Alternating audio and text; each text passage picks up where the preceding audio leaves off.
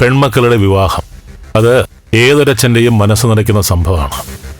ഈ പെൺകുട്ടികൾ കുഞ്ഞായിരിക്കുമ്പോൾ തന്നെ അച്ഛന്മാർ അവരുടെ ഭാവി ജീവിതത്തെക്കുറിച്ച് സ്വപ്നം കണ്ടു തുടങ്ങിയിട്ടുണ്ടാവും. മക്കൾക്ക് അനുരൂപനായ വരൻ, അതാണ് എല്ലാ രക്ഷകർത്താക്കളുടെയും മോഹം. നന്ദന് മുകളിൽ മീരയ്ക്ക് മറ്റൊരു പങ്കാളിയെ കിട്ടില്ല.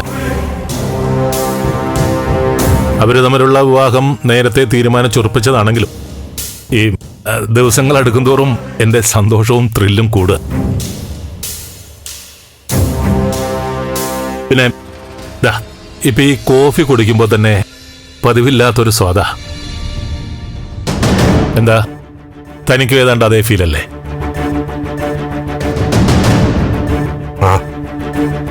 അതെ. എന്താടോ അതേക്കൊരു ഉത്സാഹം കാണുന്നില്ല? എന്തു പറ്റി?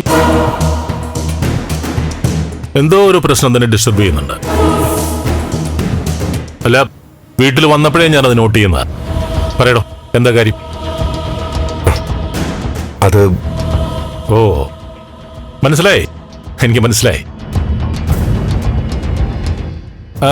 KDF-ലെ വിശ്വനാഥൻ തനിക്കെതിരെ ഉന്നയിച്ച ആരോപണത്തിന്റെ പേരിലല്ലേ താൻ എത്ര ടെൻഷനാവുന്നത്?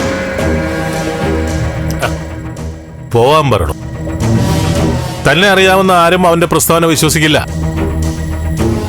വീണ്ടും അവൻ തന്നെ ചൊറിയാമെന്ന പിന്നെ ഞാൻ നോക്കിക്കോളാം.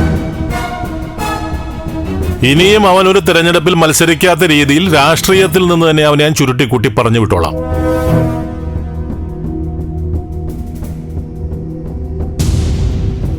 അല്ല, എന്റെ സ്വഭാവം മാറിയാൽ എങ്ങനെയാണെന്ന് തനിക്ക് വ്യക്തമായിട്ട് അറിയാലോ. അല്ല, കേന്ദ്രമന്ത്രിയെ കൊണ്ട് ഞാൻ സോറി പറയിപ്പിച്ചതിന് താനും സാക്ഷിയല്ലേ? അന്ന് അയാൾ വരണ്ടോടിയതും താൻ കണ്ടതല്ലേ? പിന്നെ ഈ വിശ്വനാഥനെ പറയിപ്പിക്കാൻ കാണിച്ചു തരാം. എനിക്കൊരു ഫോൺ കോൾ മതി. ബലരാമ, വേണ്ട. വിശ്വനാഥനെ കുറിച്ചോ രാഷ്ട്രീയത്തെ കുറിച്ചോ അല്ല ഞാൻ പറയാൻ വന്നത്. പിന്നെ അത് എങ്ങനെ പറഞ്ഞു തുടങ്ങണമെന്ന് എനിക്കറിയില്ല. എന്താടോ ഇഷ്യൂ? പറയാം, പക്ഷേ താൻ മുഴുവനും ശാന്തമായിട്ട് കേൾക്കണം. പൂർണ്ണമായി മനസ്സിലാക്കി സമയമെടുത്ത് ചിന്തിച്ചിട്ടേ താൻ മറുപടി പറയാവൂ. താൻ കാര്യം പറ. അത് നമ്മുടെ മക്കളുടെ വിവാഹകാര്യമാണ് ഞാൻ പറയാൻ വന്നത്. ഡൽഹിയിൽ നിന്നാ, പ്രൈം മിനിസ്റ്റർ ഓഫീസിൽ നിന്നാ. ഞാനൊന്ന് അറ്റൻഡ് ചെയ്തിട്ട് വരട്ടെ. ഹലോ,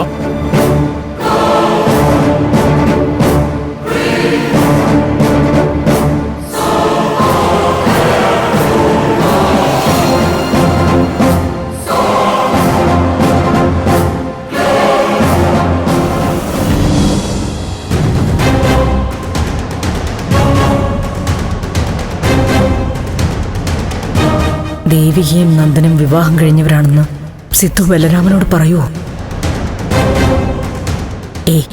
ഇല്ല. ബലരാമനെ നേരിട്ട് കാണുമ്പോ സിദ്ധുവിന് അങ്ങനെയൊന്നും ബലരാമന്റെ മുഖത്ത് നോക്കി പറയാനാവില്ല. അതുമല്ല, നന്ദന്റെയും മീരയുടെയും വിവാഹം ഉറപ്പിച്ചു കഴിഞ്ഞതുപോലെയാണല്ലോ ബലരാമൻ സംസാരിച്ചത്. മെയ്ഡ് ഫോർ ഈച്ച് അതർ എന്നൊക്കെയല്ലേ ആശംസിച്ചത്. സിദ്ധു വിചാരിക്കുന്നത് പോലൊന്നും നടക്കില്ല.